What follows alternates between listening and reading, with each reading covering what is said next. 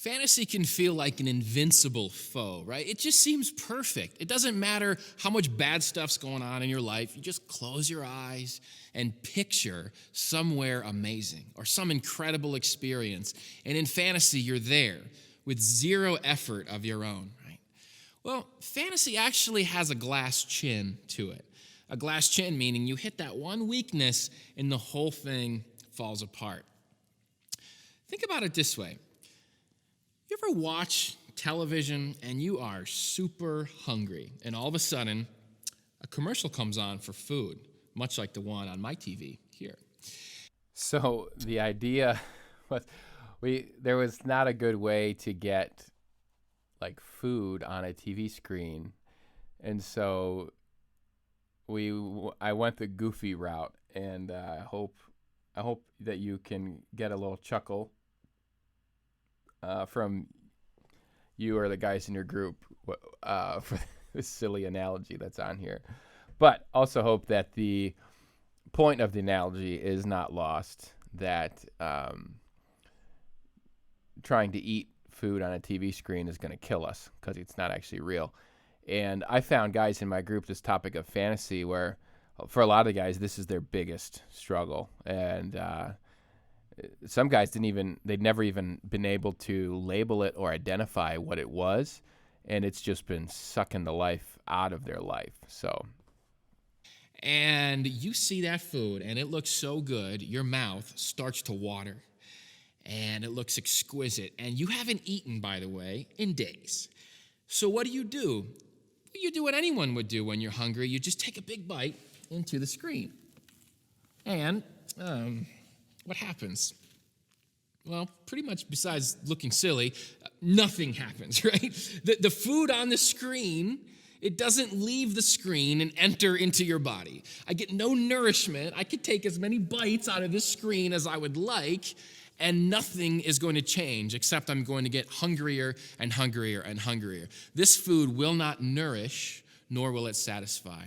Why? Because this food isn't real. It's not reality, and reality is where we live. Not only will this food not nourish me, this food will eventually kill me. Because the more I'm addicted to the fantasy food on my TV screen, the less I'm actually eating real food that's going to bring nourishment to my body. And the truth is, like we learned in chapter 2, we as men are so hungry, aren't we?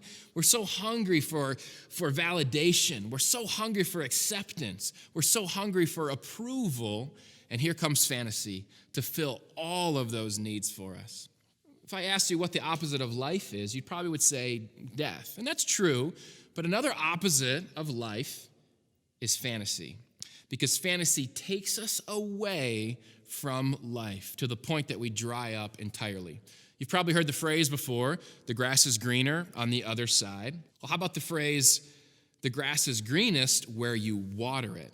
See, the only reason the grass is greener on the other side is because you're spending all of your time and energy there, and you're neglecting the lawn that God has given you to stand on. Jesus hits on this in John 10:10. He says, the thief has come to steal and to kill and destroy, but I have come that you may have life and have it to the full. Biting into a TV screen is not going to bring you life. Living in reality will.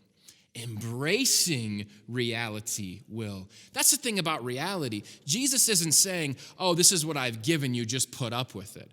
Oh, this is what I've given you, just tolerate it. No, he's saying invest in it, embrace it, and you will have abundant life if you do so.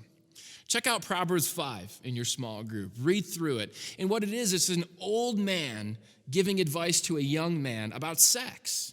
And through it, in your group, list out all of the fantasies that the old man talks about when it comes to sex.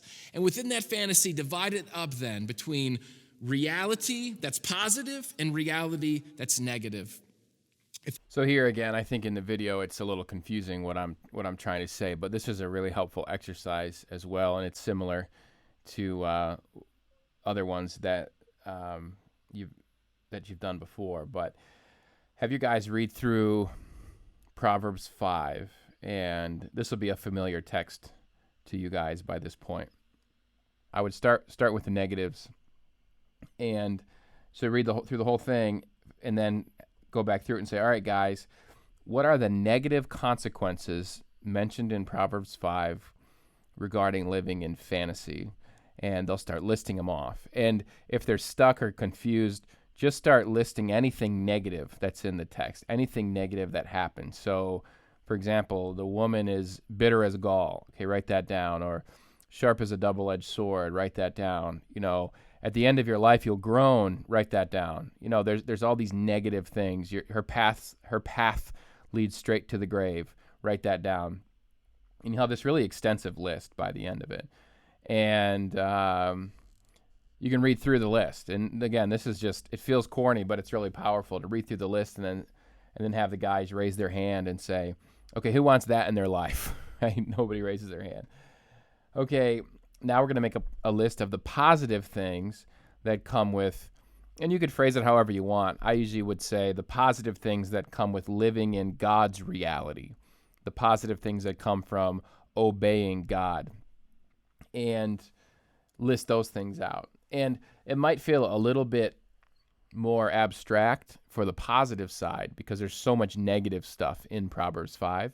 But what you can encourage guys to do is, if they're stuck on some of the positive things, and they may or may not be, but to say, well, you give them permission to say, well, you also can just take the opposite of something from the negative side. So if at the end of your life you're groaning, well, what's the opposite of that? Okay, let's write that down as one of the positives. So have your list done, and then read through the whole list and say, all right, guys, raise your hand if you want that stuff in your life. And everybody raises their hand, right? And again, it's like, why then are we just so deceived by the lies of fantasy and we just pursue them when we know it's like ridiculous? And I'll often have guys who want to keep a copy of that list. Like just making those two lists is really powerful for them. So you may want to make that available as well. If all you've eaten is this food, you're going to be very sick as a result. If you're comfortable in your group, share with one another the way you've been burned by fantasy, and also share the way you've invested in reality and the way you've seen fruit in your life. Embrace reality. Don't try to live off of fantasy, and don't just tolerate reality. Be grateful for the lawn God has given you. Whether that's your marriage, whether that's your singleness, invest in it and watch the fruit that the Lord will bring out of it.